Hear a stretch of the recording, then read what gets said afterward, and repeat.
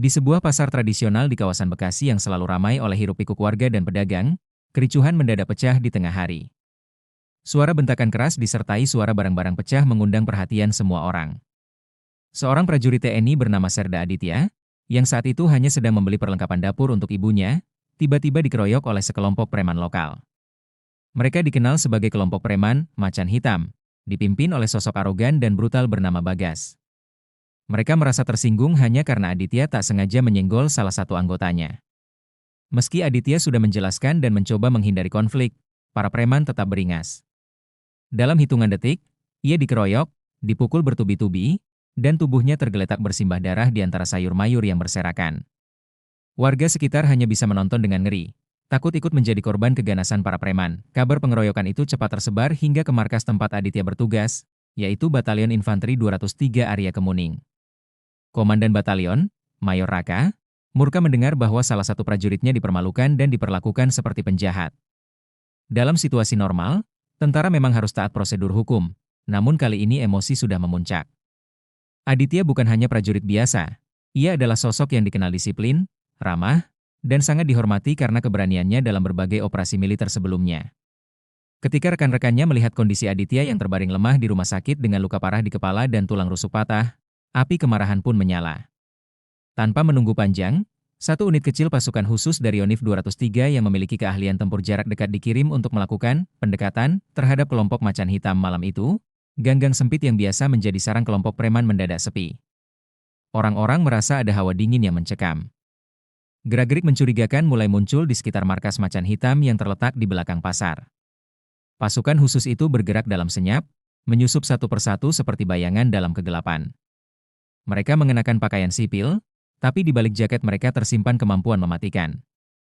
Operasi ini bukan tanpa rencana. Mereka sudah mempelajari semua rute, kekuatan musuh, dan titik-titik kelemahan. Sasaran utama adalah menangkap Bagas dan memberikan pesan keras bahwa negara tidak akan diam jika prajuritnya dilukai dengan semena-mena. Dalam waktu singkat, suara jeritan menggema di malam buta, diiringi suara barang pecah dan desingan senjata tumpul. Pertarungan terjadi begitu cepat dan brutal. Para preman tak sempat bereaksi. Satu persatu dikalahkan dalam hitungan detik, dilumpuhkan dengan teknik militer yang presisi. Bagas, sang pimpinan yang dulu selalu merasa tak tersentuh oleh hukum, kini berlutut dengan tangan terikat dan wajah penuh luka. Ia tak pernah membayangkan bahwa tindakannya terhadap seorang prajurit biasa bisa memicu murka tentara. Warga sekitar keluar dari rumah, menyaksikan kejadian itu dengan campuran rasa takut dan kagum. Mereka tahu, malam itu adalah malam di mana hukum kembali ditegakkan oleh tangan besi para patriot sejati. Tidak ada peluru ditembakkan, tidak ada nyawa melayang, tapi pesan yang disampaikan lebih keras dari dentuman meriam. Jangan pernah meremehkan seragam hijau yang lahir dari medan tempur. Keesokan paginya, kabar tentang penangkapan kelompok Macan Hitam oleh pasukan khusus menyebar ke seluruh penjuru kota. Video amatir dari warga yang merekam detik-detik para preman ditangkap viral di media sosial. Wajah Bagas yang babak belur menjadi simbol kehancuran bagi premanisme yang selama ini meresahkan warga. Wawancara dari para saksi mata menyebutkan bahwa kelompok TNI yang datang sangat profesional, tidak melukai warga sipil, dan hanya fokus pada target.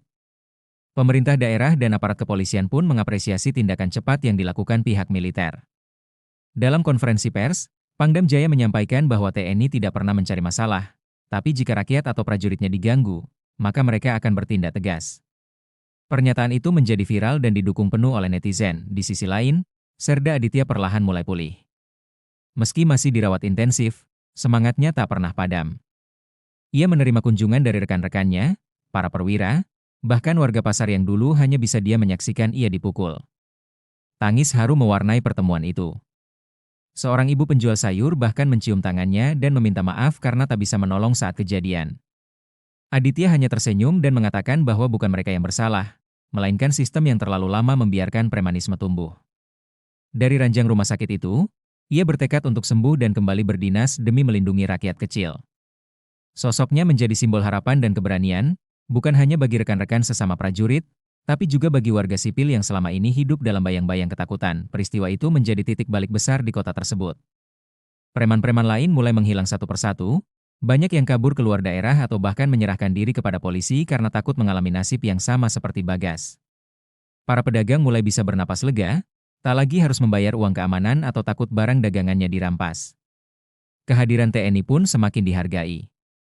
Di beberapa tempat, mural bergambar wajah Serda Aditya dibuat oleh seniman jalanan sebagai bentuk penghormatan.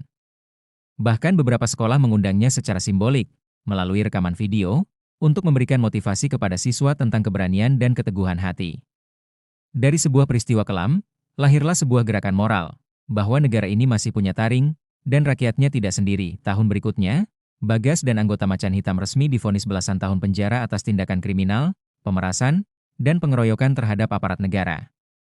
Sementara itu, Serda Aditya mendapatkan kenaikan pangkat luar biasa karena dedikasinya dan karena peristiwa itu telah membuka mata banyak pihak. Ia kini aktif sebagai pembina bela negara di sekolah-sekolah dan komunitas pemuda. Kota Bekasi yang dulu sempat dikenal sebagai wilayah rawan kriminal perlahan berubah menjadi kota yang lebih tertib dan aman. Semua bermula dari seorang prajurit yang hanya ingin membeli bawang dan cabai untuk ibunya, namun menjadi pemantik perlawanan terhadap ketidakadilan dan premanisme. Dan hingga kini, kisah itu terus dikenang oleh warga sebagai malam ketika bayangan hijau datang menyapu gelapnya kezaliman.